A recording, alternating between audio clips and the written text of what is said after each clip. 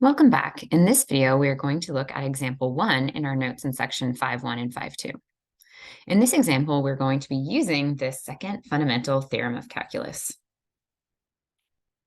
So recall, in this theorem, we are told that the derivative of a function defined as an integral is equal to the function inside that integral evaluated at the input x.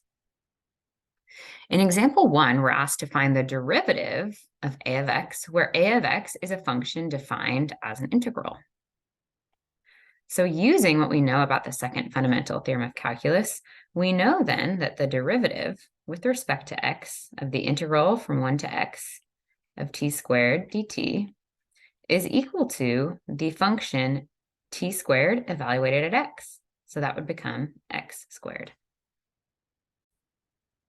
So this would tell us that the derivative of a of x is equal to x squared.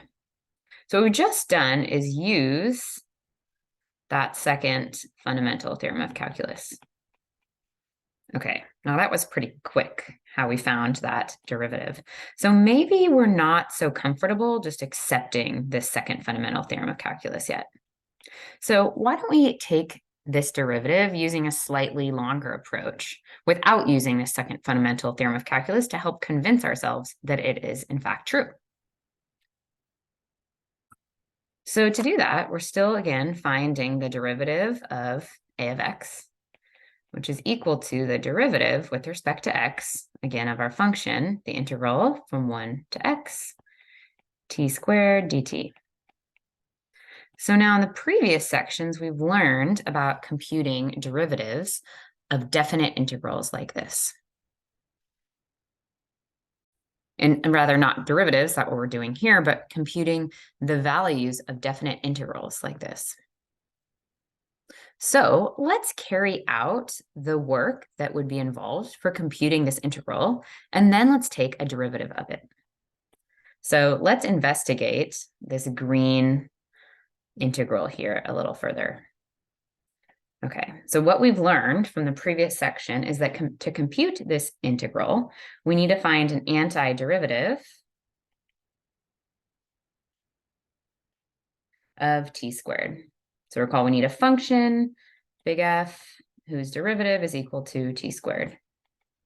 So by now we're getting familiar with finding these antiderivatives, and we see that t cubed over 3, if we compute its derivative, we're going to get 3t squared over 3. The 3's canceled, and we're left with t squared.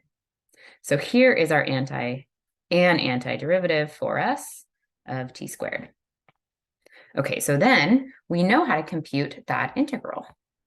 That integral is going to be equivalent to evaluating t cubed over 3 at 1 and x. So that's equal to, evaluating x, so we get x cubed over 3 minus 1 cubed over 3. Okay, so that's another way of expressing this integral here.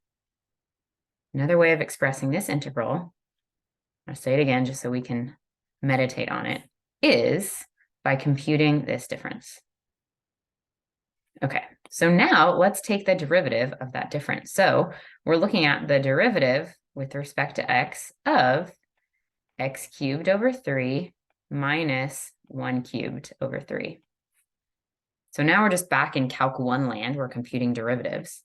So we compute the derivative of both terms. Derivative of the first term, and I'll write it out here. I'll split it up. Derivative of x cubed over 3 minus derivative of 1 cubed over 3. Kind of running out of room here. So let me zoom in. All right, so that first term just becomes derivative of x cubed over 3. The 3 comes down. We're looking at power rule. Squared over 3. The 3's cancel.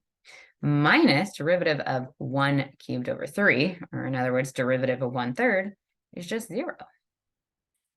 So in the end, what do we get but x squared?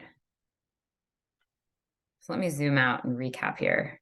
So what we just found, not using the second fundamental theorem of calculus, but using that first fundamental theorem of calculus for how to compute integrals, we found the derivative of the integral is equal to the derivative of this difference.